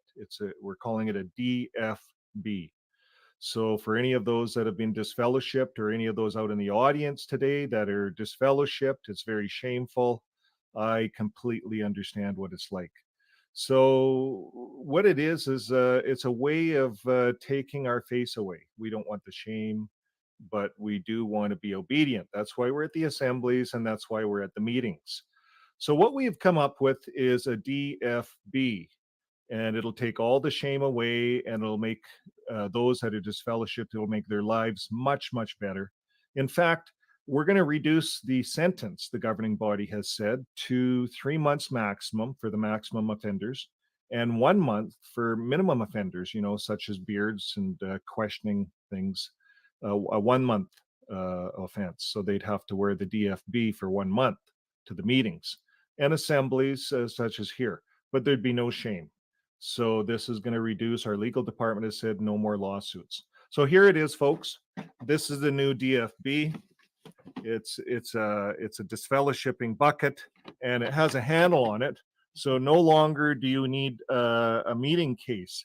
So in your book, you'll pull out all your books for the meeting. You'd have your Bible, of course, and you might even have just another Bible. That's just all I had here. I didn't have much, but I wanted to show that it can hold a lot. You might even have some other religious material that you might have that you want to read during the meeting, because you can look down through the bucket, and I'm going to demonstrate this. So I recommend take your glasses off, put them in your shirt pocket, and then I recommend keeping the handle on the front like this so that you can kind of control the bucket. Now, as a disfellowship person, you're not supposed to be talking to anybody, so we're showing your mouth is closed. Now, as a disfellowship person, you're not really that happy, so we're showing that your mouth is kind of not happy. But the big thing is that there's no shame, because you're sitting at the back with all the other disfellowship buckets, and there's maybe a row of yous, where you guys are all, your heads are all here, and you can do things like you can take your reading material and you can read it. You can look down, and it's very easy to look down and read, so we find that this size will fit pretty well all. It'll even fit young children that are disfellowshipped. But the big thing is, folks, no more shame, and you only have to be disfellowshipped for 3 months now. So for all those that are out there that have been disfellowshipped for 10 years and for long, long times, all you have to do is come back, wear the bucket for 3 months, and you're completely exonerated. So there you have it, folks. The new disfellowshipping, the new DFB bucket. And this is going to make our lives a lot easier. You can get it at JW.org, or you can get it just at the back of the hall. The brothers will have a stack of them. Thanks again, folks, and have yourselves a nice day. And let's give a big applause for Brother Sanderson here. He's the one that invented this bucket, Brother Sanderson. He's the brains behind this. He's here at this assembly. Let's give him a big applause. Another big applause. Brother Sanderson really makes applause. Please, brothers, another big applause. This is such an invention. It's going to make disfellowshipping. This is turning the century. This is cutting news, brothers and sisters. So share it with everyone. Thanks again, and have yourselves an excellent day. Bye for now. Brothers and sisters, we appreciate you and the joy that you maintain despite the many challenges we face. It makes us love you all the more. From the world headquarters of Jehovah's Witnesses, this is JW Broadcasting.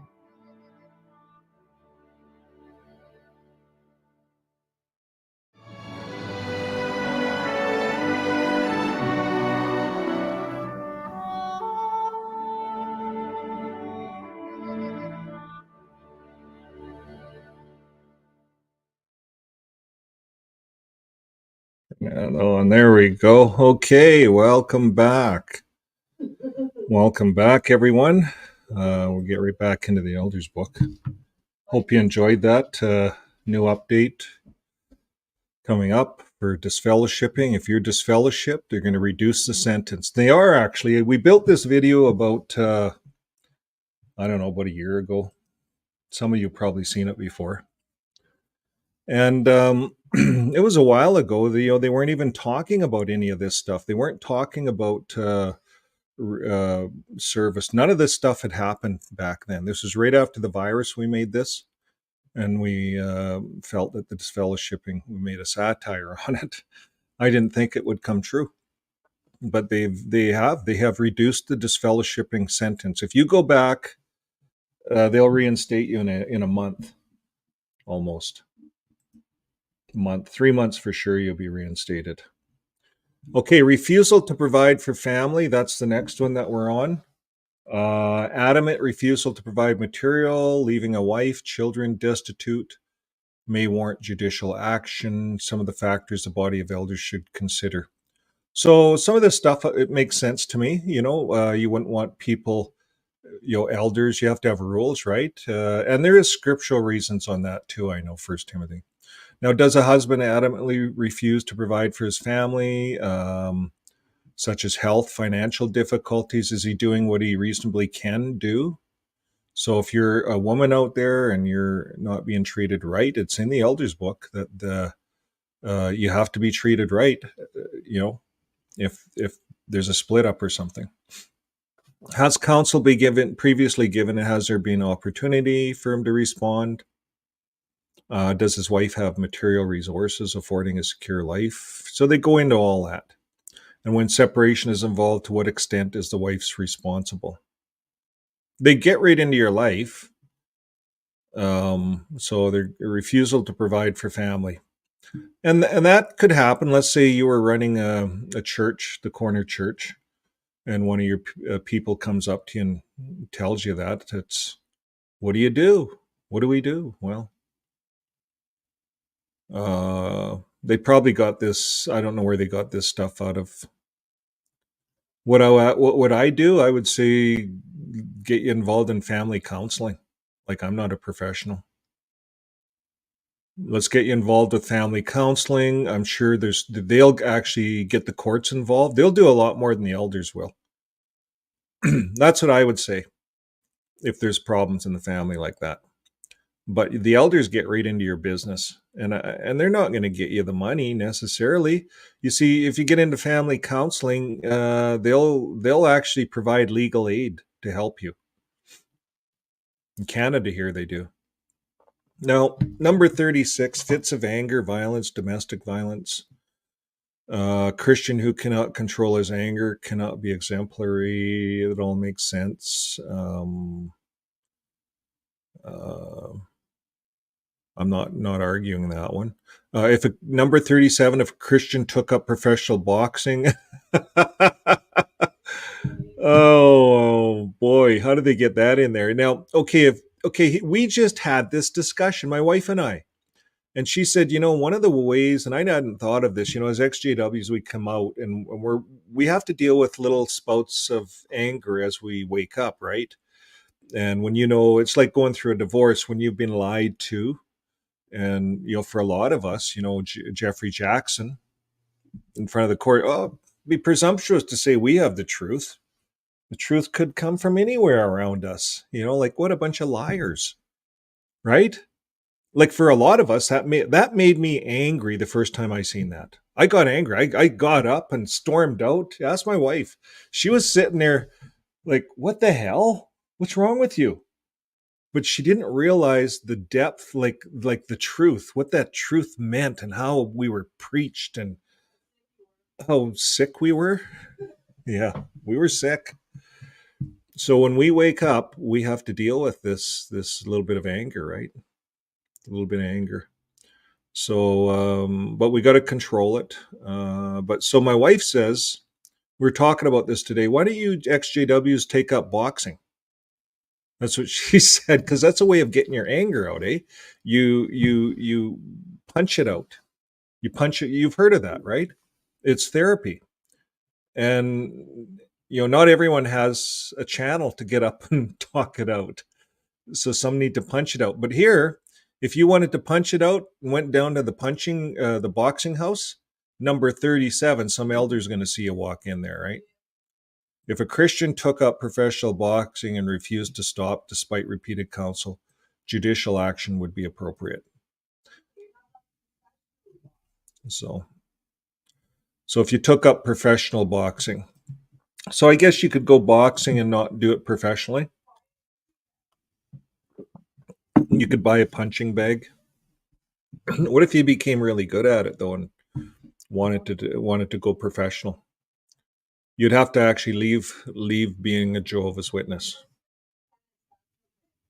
Okay, number 38, manslaughter. Aside from deliberate murder, blood guilt may be incurred if a person causes loss of life through carelessness or because of violating a traffic law or other safety laws of Caesar. Okay, so does Caesar have a safety law like blood transfusion if you're going to die? Let's say you're in a car accident and you're bleeding to death, and Caesar says, okay, do whatever you can to save that guy. Isn't that part of our, that's part of it, right? All countries, even third world countries, they save people. But you see now, when I look at this, I believe that Watchtower themselves is causing manslaughter throughout all of its people with the blood ruling. But here they have it in their own book. Blood guilt, right? You see, I believe that Watchtower is blood guilty. They talk about blood guilt right here, may be incurred. This is a Watchtower word. I started using blood guilt here. My wife didn't know what I was talking about. Blood guilt. What do you mean blood guilt? They use it all the way through that religion. And as far as I'm concerned, they're blood guilty for millions of deaths or thousands of deaths, right in their own, according to their own elders' book. So an elder should investigate and warranted appoint a judicial committee to hear the matter. The committee should base its decision on clearly established facts, not simply on the decisions that may have been made by secular authorities. So there you go. The elders committee overrides our judicial system, the court of law. It's right here. The elders book overrides the court of law. So if you were found guilty in the court of law, The committee should base its decisions on a clearly established facts, not on the decisions that made by secular authorities. So if the secular authorities called you a murderer and the elders didn't, you should go with the elders. That's what this says. So if the secular authorities calls a brother a pedophile, the committee can say, no, we've established that he's not. That they can do that, you see. So what I'm saying is the elders book takes precedent over anything else out there. It's the Bible, the elders book. Okay, apostasy. Apostasy is standing away from true worship, a falling away, defection, rebellion, abandonment. It includes the following. For all of you apostates out there, it's standing away from true worship. So what's true worship? Well, Watchtower. Watchtower's true worship. What's wrong with you guys? Don't you know that by now? Watchtower is true worship. So that's what they believe. They believe they're true worship, and they believe that if you leave, you're falling away. You're apostate, a defection. If you walk out, you are an apostate. You defected. Rebellion, abandonment. It includes if you celebrate false religious holidays. There's a whole list of them. Not all holidays directly involve false religion and require judicial action. Participate in interfaith activities. Apostate acts include bowing before altars. I don't know about you guys, but when's the last time you bowed before an altar or a shrine or an idol? You see, the Watchtower is the idol that I was bowing to, but no more. The images and sharing false religious songs and prayers. Anything outside a Watchtower is interfaith. You've left their so-called truth, so you're an apostate. Number 3, deliberately spreading teachings contrary to the Bible truth. Bible truth is Watchtower. It's all insight in the scriptures here. It'll tell you that. Even if you use the Bible, you're still not doing it through Watchtower, so you are an apostate. Any with sincere doubts regarding the Bible truth taught by Jehovah's Witnesses should be helped. Any with doubt. So if you doubt the Bible truth that you were taught as a young person growing up in the JW religion, you need help if you doubt it. You need help. You have a problem. You're the problem, not the Watchtower, not your parents. Loving assistance should be provided, it says. And if one obstinately is speaking out about or deliberately spreading false teachings, this may be or may lead to apostasy. And if there's no response after a first and second admonition, a judicial committee should be formed. So they're on the apostates in the elders book here, really quick.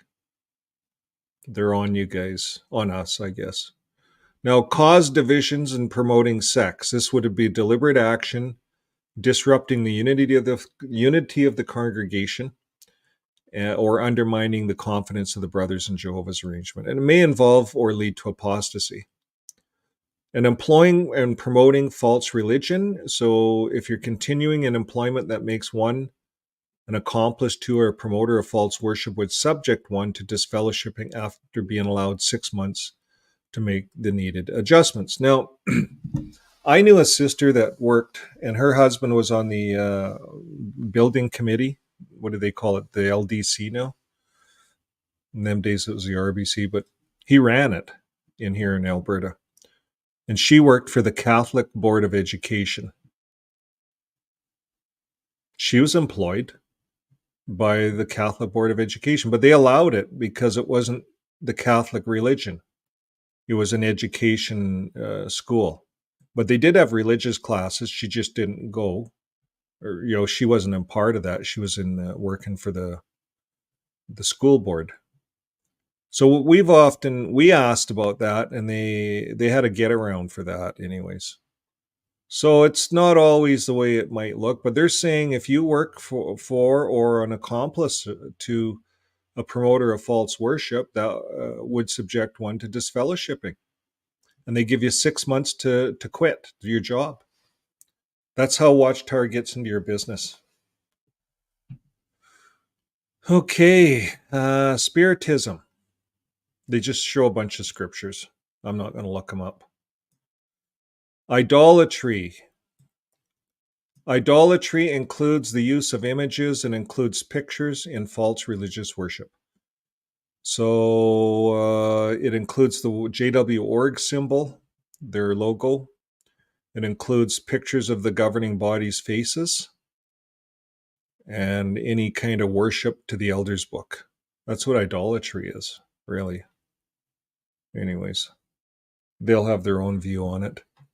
Evidence establishing wrongdoing. Okay, how far are we going to go on this? Even though a baptized Christian has been accused of wrongdoing serious enough to require judicial action, a judicial committee should not be formed unless the wrongdoing has been established by sufficient evidence. So a confession, written or oral, other corroborating evidence, there must be 2 witnesses to a confession, and the confession must be clear and unambiguous. For example, a statement from a married Christian that his mate is scripturally free would not by itself be viewed as clear confession of adultery. A guilty plea entered in court by a Christian as part of a plea bargain, perhaps on the advice of an attorney so as to avoid the possibility of a harsher sentence, would generally not in itself be viewed by the congregation as admission of guilt. Okay, did you get all that? Confession. So, not unless you're really clear about it. Eyewitnesses. Suspicions do not constitute sufficient evidence. There must be 2 or 3 eyewitnesses, not just people repeating hearsay. No action can be taken if there's only 1 witness. No action can be taken if there's only 1 witness? Really? The police can take action on 1 witness, on no witnesses. You see, this is a problem because you can get around a lot of legal stuff in the congregation just because of this eyewitness thing. And they want actual brothers. Let's see if they say that. If there are 2 or 3 witnesses to the same kind of wrongdoing, but each one is witness to a separate incident, the elders can consider their testimony. So if you had child abuse going on and it was from 2 or 3 different witnesses, they could consider it, I guess. While such evidence is acceptable to establish guilt, it is preferable to have 2 witnesses to the same occurrence. So they want 2 people witnessing the same occurrence. And that's why the CSA thing can't work. They made it their own rules on that they have to phone the service desk on CSA or the legal department. And if it's within their jurisdiction, they have to report it. They don't always report it. But if they have to, they will, I guess, now in their new elders book. Okay, the testament of use may be considered. It's up to the elders to determine whether the testimony is a ring of truth. So if you're a young person, the elders will determine it. So if it's CSA, they're not going to want to determine that. If you're a young person, they're going to throw your testimony out the door if they want. If it doesn't tickle their ears, basically, is what this is telling me. The testimony of unbelievers, so let's say a young person says, I saw elder so-and-so doing that. They're going to throw it out probably, unless there's a bunch of young people that are going to say the same thing. But it must be weighed carefully, they're going to say, with the young people. Okay, number 41. If a wrongdoer is not being established, but as serious questions have been raised, the body of elders should appoint 2 elders. For example, there may be just 1 witness. In some cases, it may be appropriate for the witness to encourage the accused to approach the elders. The elders can allow the accused a few days to approach them. In other cases, it may not be advisable for the witness to approach the accused. For example, the witness may be extremely timid.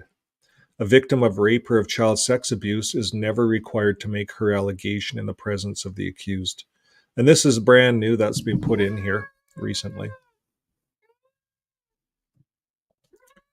If the accusation involves child sex abuse, see chapter 14. We'll get to that later. That's a chapter of its own. And whether the witness approaches the accused or not, the two elders appointed should speak with the accused regarding the accusation. Okay, that's what it says. 42, if the accused denies the accusation, the investigating elders should try to arrange a meeting with him and the accuser together. That could be dicey. If the accusation involves child sex abuse, see chapter 14. And they're saying that they don't have to put the child in front of the elder or anything. So they changed the rules on that. If the accuser or the accused is unwilling to meet with the elders, or the accused continues to deny the accusation of the single witness and the wrongdoing is not established, the matter is thrown out of court. It cannot be handled judicially. You see? So it's a way out in this organization, but I can understand witnesses having witnesses. It sure helps your case if you have a witness. But I tried to bring in outside, like worldly witnesses. They don't consider them. They won't allow you to bring in a worldly witness. And I think that's bogus. I think Watchtower's got to fix that BS. Because it doesn't say that in their book. I'd challenge that, but you challenge that and you're just in another set of elders that back up the other set of elders. So it's a waste of time challenging anything. Now, those that have great certain privileges of service, if someone in the congregation has one of the following service privileges, and he's accused or confesses to serious wrongdoing, two elders with knowledge should immediately contact the service department for directions on handling that matter.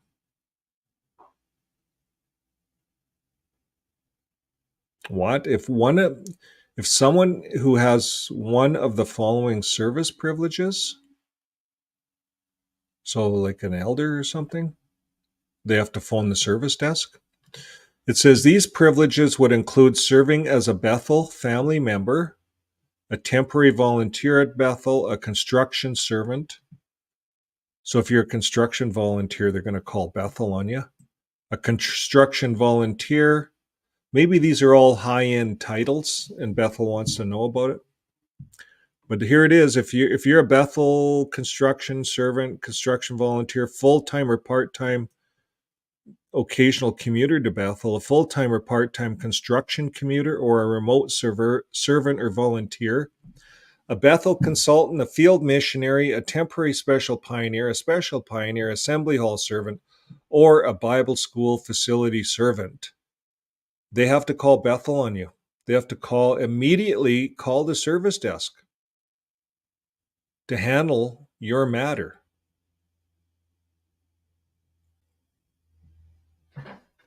Interesting. Okay, those who have not associated for many years, are we going to carry on or are we going to call it a wrap? We can still go on? Okay. In deciding whether or not to handle such a person judicially, the body of elders should consider the following. Does he still profess to be a witness? Is he generally recognized as a witness in the congregation, in the community? And to what degree have lives been affected or damaged by the wrongdoing? For example, does a matter involve child abuse or adultery? And does a person have a measure of contact or association with the congregation so that after leaving, or so that a leavening or corrupting influence exists? Is the person willing to meet with a committee, thus admitting accountability to the Christian congregation? So what's this all about? Those who have not associated for many years? Get out of here. Really? So all you guys out there, if you wanted to go back, and it's been many years, like I'd fit this category. They're going to decide whether they want to handle you judicially. It's right here. And they're going to consider this. Do you profess to be a witness? Do you witness? They're going to ask you stuff. These guys are going to get together and gang up on you. Are you recognized as a witness in the community? To what degree have lives been damaged by your wrongdoing for leaving? What do you mean wrongdoing? For what example does a matter involve child abuse or adultery? And does a person have a measure of contact or association after leaving? So are you still contacting people? They're going to want to know lots of stuff. Are you willing to meet with the committee? Are you willing to meet with us? Never meet with the committee. My advice to you guys out there, never get involved. Don't even meet with these guys. Hey, you come back to the meeting. So you come back to the meeting. They're going to say, hey, can we see you in the back room here? A couple of us want to talk to you. They're going to go over this stuff with you, catch you off guard. Now you're not caught off guard. Now you know what they're going to do. It's in their elders book. Number 45, depending on the length of the inactivity, other factors noted above, the elders may determine to hold the matter in abeyance. Abeyance? What the hell does that mean? Abeyance. Abeyance? The elders may determine to hold the matter in silence or something. Do you know what that means, good wife? That word I have on the screen, I can't figure that out without that word. Mine's not clear. Yours doesn't show? I'm behind you. Mm, Which word are we reading? right here. Abeyance. Abeyance. What does that mean? They may hold the matter in I abeyance? think it means not adjudicated yet. Oh, not adjudicated. So they'll have it all ready to go. Yeah, like they're gonna hold judgment until more info comes in. Oh, Somebody okay. else rats them out. Oh, they'll wait until there's more info that comes, Potentially. potentially. I'll check. So if the individual shows interest in returning to the congregation, the elders can clarify matters. So it's a big thing if you're going to get back into this religion. They're going to work you over. If the sinful conduct, they're going to go over your sinful conduct, is known only to believing family members, no congregation action has to be taken. Believing relatives will likely determine to curtail family association severely, viewing the relative as bad association. What a bunch of bulk. Okay. Unbaptized publishers, 47. The elders should promptly handle a case of serious wrongdoing by unbaptized publishers. So, folks, you don't even have to be baptized in this religion. Promptly handle. They're going to promptly handle your case of serious wrongdoing. All you have to do is be a publisher. So as soon as you start checking that damn little box in that piece of paper once a month, you're hooped. Don't do it. Maybe this is why they categorize. Don't do it, because they'll get you. You don't even have to be baptized, and they're going to get you for all of the stuff that baptized people get nailed for. Okay, while the judicial committee would not be formed, the body of elders should select 2 elders to meet with him, and perhaps the one who approves him as an unbaptized publisher. So if the unbaptized publisher is a minor, see chapter 12, paragraph 55. We never got to 55 yet. It's down. We're at 47. It's coming up. We're in chapter 12. They should try to readjust him and determine whether he continues to qualify. The body of elders should be updated on the results, including whether any restrictions will be imposed and whether any announcement should be made. Okay, let's go to 55. 55. If the unbaptized publisher is a minor, 2 elders should meet with the witness parents to discern what occurred and the child's attitude and the corrective steps that parents are taking. And if the parents have the situation in hand, 2 elders may discern that it is not necessary to include the minor in the meeting. The elders will check with the parents from time to time, offer helpful counsel and loving encouragement. If the minor is engaged in sexual misconduct, see chapter 14. Well, now we got to go to chapter 14. That's like a long ways away. So we'll get to that. So you're not out of the dark yet. If you've been involved in sexual misconduct, there's further discipline. Okay, let's go back.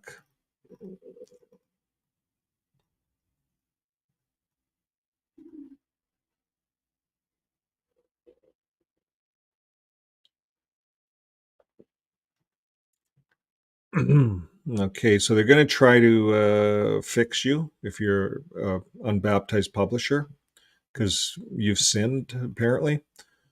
And if you're repentant, they may decide, if you're repentant, the elders may decide to place certain restrictions on the individual for a time. If you're repentant, such as not commenting at meetings, not presenting student assignments on the midweek meeting, or sharing. It says if the individual is repentant. I would say unrepentant, they would restrict you, but I guess you're going to get restrictions if you did something wrong. Okay? Now, if the individual is repentant, but the assigned elder determines that the wrongdoing is widely known, or might become widely known later, or the congregation needs to be on guard concerning this individual. So even if you're not baptized, you get shunned, folks. The congregation needs to be on guard. The coordinator or body of elders should arrange for an elder to make the following announcement at the next meeting. And here's what it is. This is humiliating to a young unbaptized person, or someone new that's unbaptized and got sucked in. A matter involving the name of the person. So if it was me, a matter involving Vern Hoole has been handled. Oh, and it does put the she in here. You notice that? And he continues to serve as an unbaptized publisher of the congregation. So they announce you, the matter. Like, what the? I don't know. This makes me feel like swearing. But we don't swear over it. It's just what they have in there. It's garbage.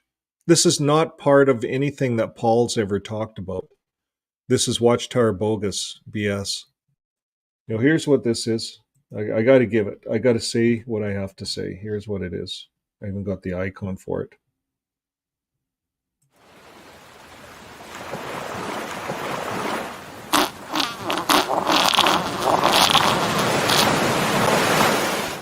Okay, I hope that helped.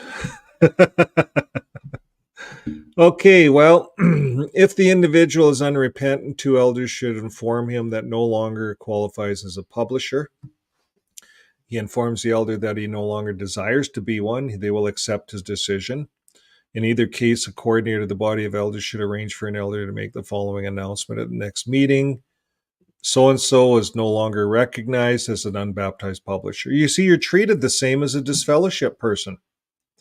And because of his unrepentant wrongdoing, it would be best for a time not to call on him if he raises his hand to comment at the meetings. So you're gonna ignore him. You're going to ignore him. You're going to punish him as much as you can.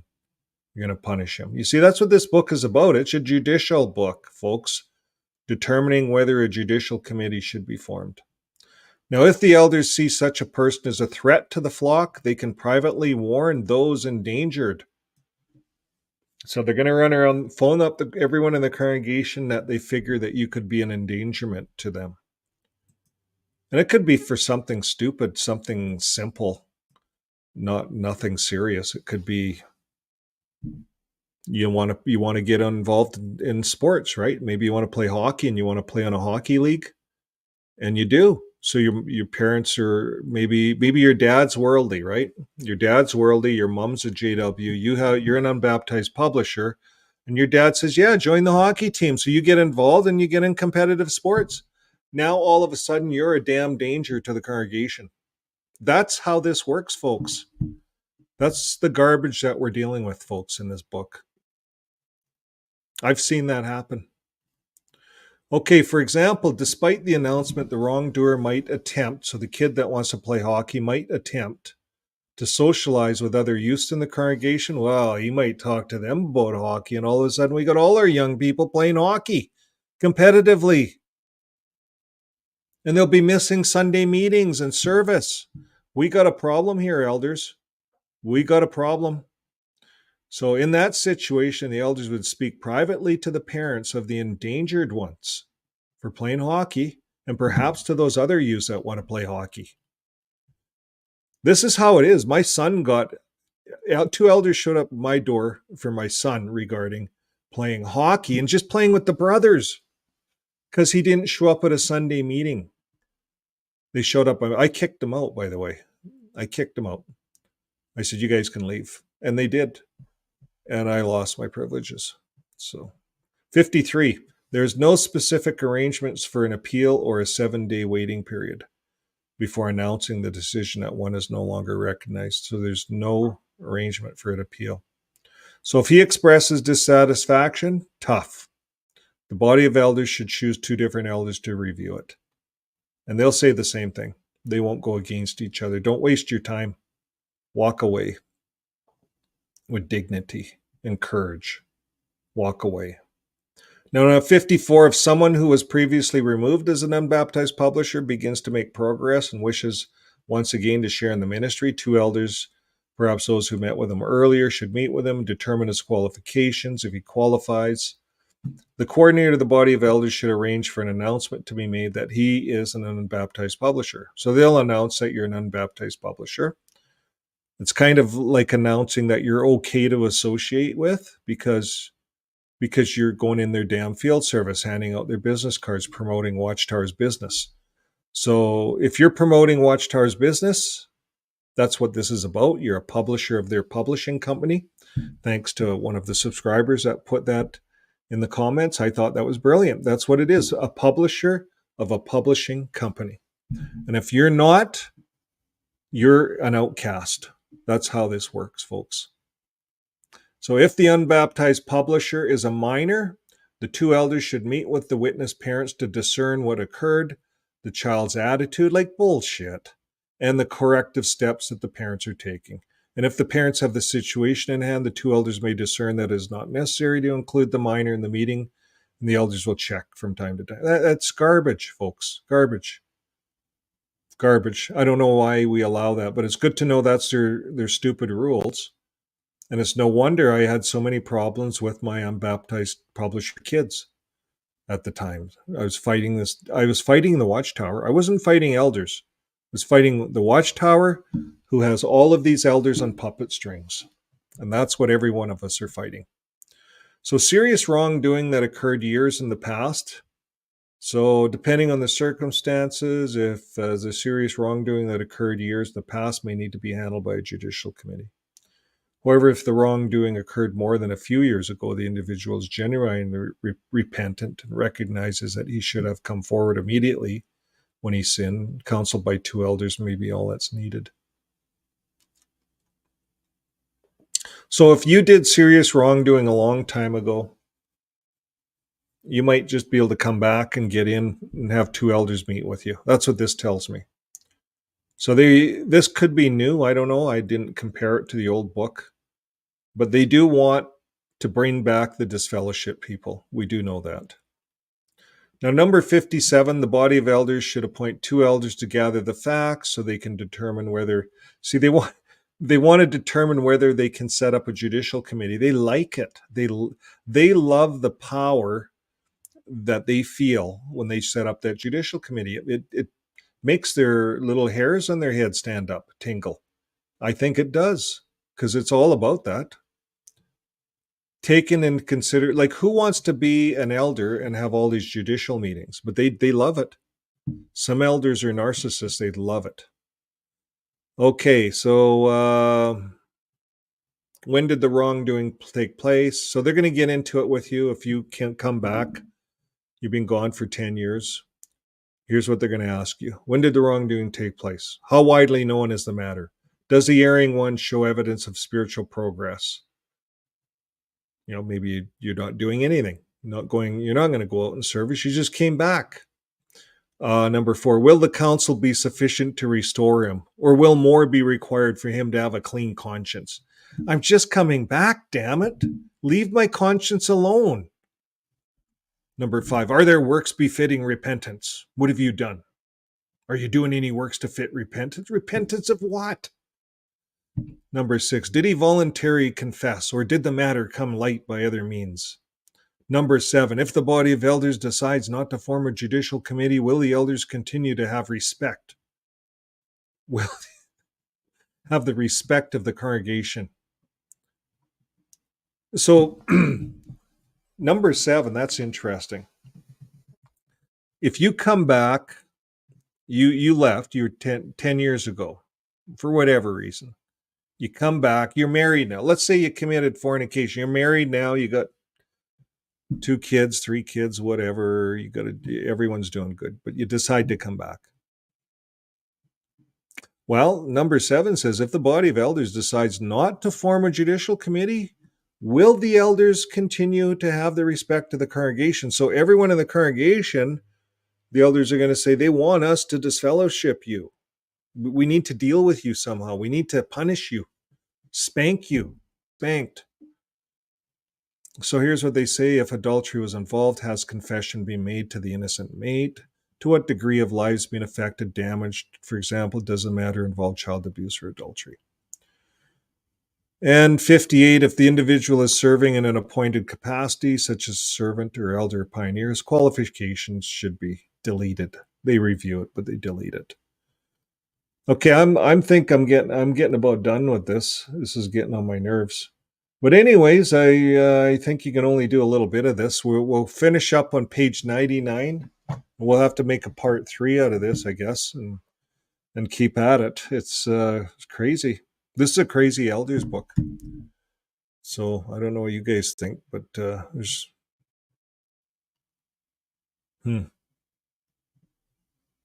crazy. So here's what we're doing. We're gonna finish up 99, validity of a wrongdoer's baptism.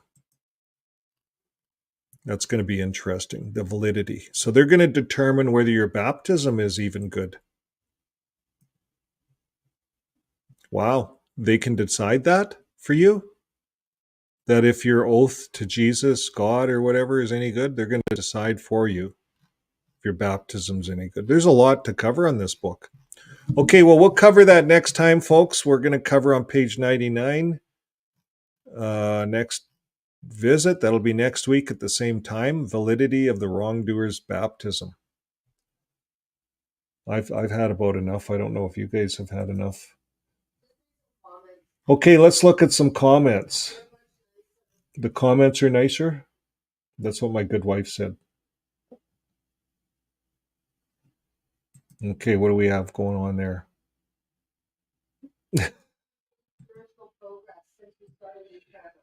Is that what that was about? Yeah. Yeah, we're working on it. We all are working together at this. It's the first time for me to go through this elders book this thoroughly. I've looked at a bit of it, but it's amazing, what these elders have to learn. Could you imagine being an elder and going over this book for the first time? See, that one's I comment don't know. about those that got baptized for the 1985 change might have to redunk. Yeah, you might have to redunk. There it is. Madeline said that. Maybe. I don't know. We'll look at it. We'll look at this for next week. Okay, well, thanks, Howdy Paw. We'll just keep covering this elders book. It's interesting. Now, is there any books you guys want me to grab off my my bookcase back there? Anything you guys want? Some people think that bookcase is fake. I don't know. I look behind me. There's a lot of books there. You guys, I could grab you a book off there. Do it. I'll show you. It's a 100-year-old book here. I was looking at it.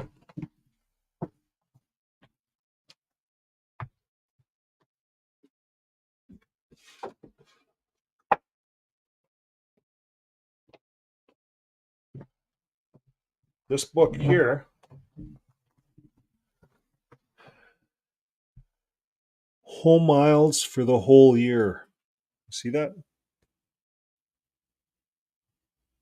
Okay, I'll show you right the age of this book. It's Jeremiah, Bishop of Cremona. It's a bishop of Cremona. And the year on the book, see if you can see this.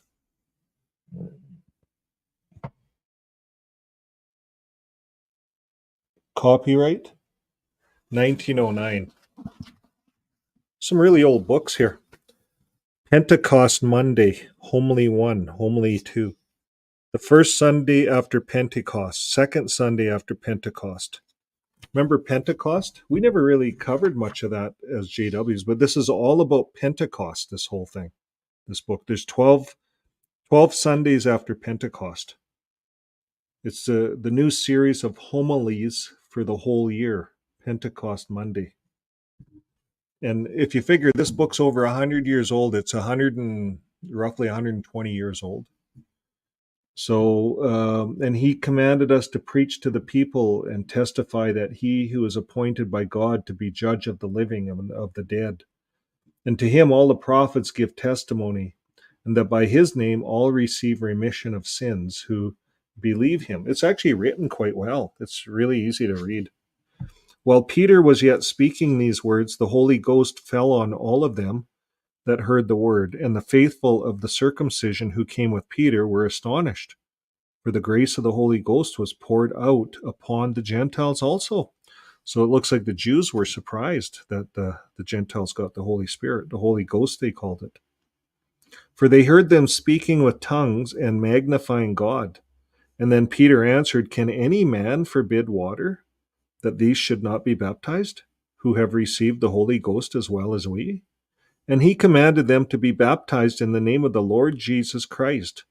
Then they desired him to tarry with them some days. Tarry with them. We don't use that word no more. Old English, yeah. Yeah, so then it says, as you know, the church celebrates all the great mysteries of faith, and ordinarily she follows, so they call the church a she.